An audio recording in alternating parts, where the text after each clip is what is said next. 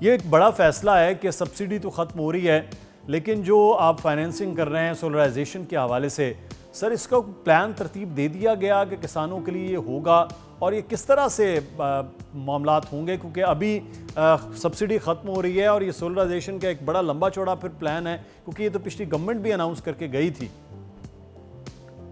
جی، یہ سبسڈی تو بہرحال کوئی اتنی خاص کسانوں کو مل نہیں رہی ہے، لیکن ہم یہ سولرائزیشن کا تو بہت لمبا چوڑا پلان ہے۔ It will take time, but important thing is کہ ہم تو جتنا بھی پاسبل ہے فارمنگ کمیونٹی کو سبسڈائز تو نہیں، ہم ان کو جتنی بہتر فیسلٹیز ہو سکتی ہیں ان کو مہیا کریں، ان کو سرٹیفائڈ سیڈ مہیا کریں، ان کو ٹائم پر فرٹیلائزر مہیا کریں، اور ان کی جو بھی کاسٹ ہے اس کو انکریز کریں، ان کی ییلڈس کو انکریز کریں۔ اگر ہم ان کی ییلڈ کو انکریز کرنے میں کامیاب ہو جاتے ہیں تو یہ سب سے بڑی ان کے لیے انکم جنریشن ہوئے گی، اور اس کے لیے ان کو کسی سبسڈی کی ضرورت ہی نہیں ہوئے گی۔ تو ہمارا تو پلان یہ ہے۔ سولرائزیشن کی بات جو کر رہے ہیں وہ that's a long term planning, اور ایونچولی اس پہ کام انشاءاللہ چلتا رہے گا۔ صحیح ڈاکٹر صاحب، یہ تو سولرائزیشن کا بڑا لمبا ہے۔ میں تھوڑا سا میں ایڈ کرنا چاہتا ہوں۔ جی ڈاکٹر صاحب، ایک تو جو اس ٹائم ڈی اے پی کھاد کی ضرورت ہے ہمیں گندم کی کاشت کے لیے اور آلو کی کاشت کے لیے، سب سے پہلے تو یہ پچھلے 1-1.5 ماہ میں تقریباً 3,000 روپے اس کا ریٹ بڑھ گیا ہے۔ ابھی 14 سے 15,000 روپے میں ڈی اے پی کھاد سیل ہو رہی ہے اور اس پہ کوئی کنٹرول نہیں ہے۔ اسی طرح یوریا جو ہے وہ ہم پچھلے 3.5 سال سے بلیک میں خرید رہے ہیں، اور آج تک کسی پاکستان کے کسی ایک شہر میں ایسا نہیں ہے جہاں پہ بلیک نہ ہو یوریا، اور آج بھی جو ہے یوریا وہ ہم 1,000 روپے بلیک میں خریدنے پہ مجبور ہیں۔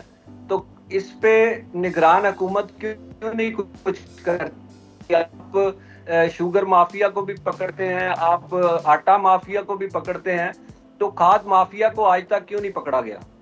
ڈاکٹر صاحب نہیں، اب کھاد مافیا کے اوپر بھی کافی ہاتھ پڑتا رہا ہے، کافی چھاپے ہو رہے ہیں، اور یہ اصل میں یہ سارا صوبوں کے کام کرنے کا ہے، اور یہ ہمیں علم ہے جی کہ صاحب یہ اس کی کھاد کی قیمتوں میں کافی گڑبڑ ہو رہی ہے۔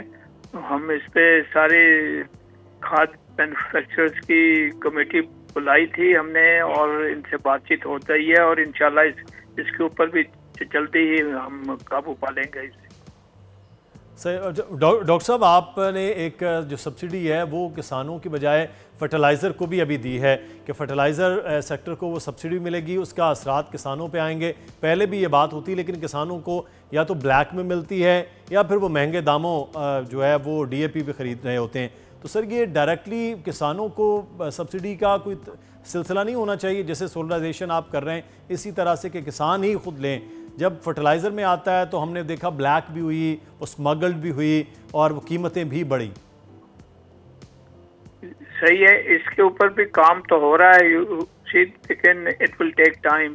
ہمارا وہ جو کارڈ دینے کا سسٹم ہے اس کے اوپر بھی کام ہو رہا ہے، اور یہ جو قیمتوں کا مسئلہ ہے اس کے اوپر تو بہت ایکٹیولی کام ہو رہا ہے، اور یہ انشاءاللہ جلدی اس کے نتائج نکلیں گے۔ صحیح۔ اچھا ڈاکٹر صاحب ساتھ رہیے گا۔ جی میں ڈاکٹر صاحب سے ریکویسٹ کرنا چاہتا ہوں، ڈاکٹر صاحب یہ ڈاکٹر صاحب ہمارے ساتھ میاں محمد عمیر مسعود صاحب ہیں، بیسکلی جو آپ سے ریکویسٹ کر رہے ہیں بار بار، پریزیڈنٹ ہے پاکستان کسان اتحاد۔ جی میاں صاحب، آپ کوئی بات کرنا چاہ رہے ہیں؟ جی ڈاکٹر صاحب، بیسیکلی جب آپ سبسڈی دیتے ہیں تو سبسڈی کو مشروط کریں کہ مارکیٹ کا ریٹ ٹھیک ہونا چاہیے۔ اگر مارکیٹ کا ریٹ ٹھیک نہیں ہوتا تو اس میں کمپنی ذمہ دار ہے، اور کمپنی کو اگر آپ ذمہ دار نہیں بنائیں گے تو پھر مارکیٹ میں کبھی ریٹ ٹھیک نہیں ہوگا۔ آج بھی ہم اگر 1,000 روپے بلیک میں یوریا خرید رہے ہیں تو ان کی سبسڈی روکی جائے۔ اگر آپ سبسڈی روکیں گے تو آٹومیٹکلی وہ ریٹ ٹھیک کریں گے۔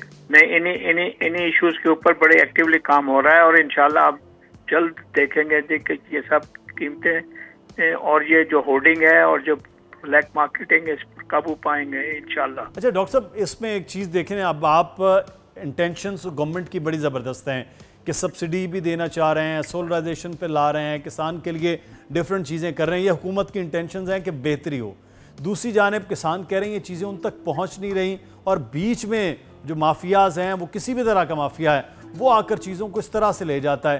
तो गवर्नमेंट की रेट इंतज़ामिया को होना वो सिर्फ दुरुस्त कर सकता है डॉक्टर साहब, कि आप इनिशिएटिव भी कर रहे हैं, इसको कैसे करें? यही कोशिश कर रहे हैं कि ये गवर्नमेंट की रेट कायम हो, और ये जो माफियाज हैं इनको किसी तरह कंट्रोल किया जाए।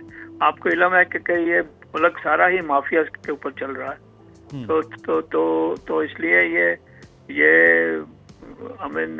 इसके ऊपर काफ़ी काम करने की ज़रूरत है। सही।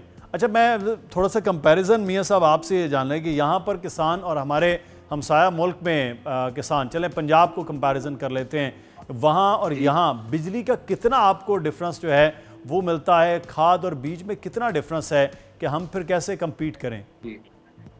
जी सर, देखें इंडिया में ट्यूबवेल की बिजली जो है 8 घंटे फ्री मिलती है किसान को, बाकी की नॉमिनल पेमेंट, जी 8 घंटे फ्री मिलती है, और बाकी जो टाइम अगर वो यूज करते हैं ट्यूबवेल तो उसका नॉमिनल सा बिल है कोई 2-3 रुपए यूनिट का।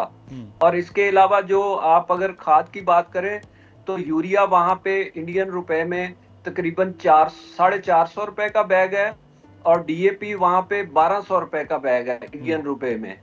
तो हमारी और उनकी प्राइस में वहाँ पे अरबों रुपए की सब्सिडी है एग्रीकल्चर के लिए। इसके अलावा सीड देते हैं, 26 क्रॉप्स के वहाँ पे प्राइसेस फिक्स है जो गवर्नमेंट परचेज करती है।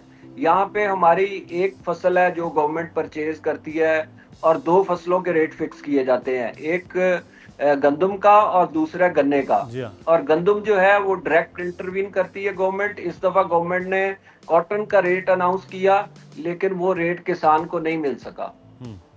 तो ये जो फ़र्क है दोनों जगहों पर, ये इसमें क्यों हम कम्पीट नहीं कर पाए डॉक्टर साहब, कि एक ही खित्ता है, एक ही जगह एक जैसा किसान है, तो हम उस चीज़ों पर पूरा नहीं उतर पा रहे? इसकी क्या बुनियादी वजूहात हैं? डॉक्टर साहब आप सुन रहे हैं? जी, बुनियादी वजह हमारा सिस्टम है। इसी हमारा सिस्टम ऐसा है कि साहब इसमें ये सब माफियाज पर तोल हो जाता है, कार्टेलाइजेशन हो जाती है, और वो हुकूमत को कोई काम नहीं करने देती। तो ये तो है, सबको इल्म है इस बात का। तो उसको अब ठीक करने में भी तो कोई थोड़ा टाइम लगेगा ना, और उम्मीद है कि आने वाली हुकूमत इसको देखेगी, क्योंकि हम तो केयर टेकर हैं इसी।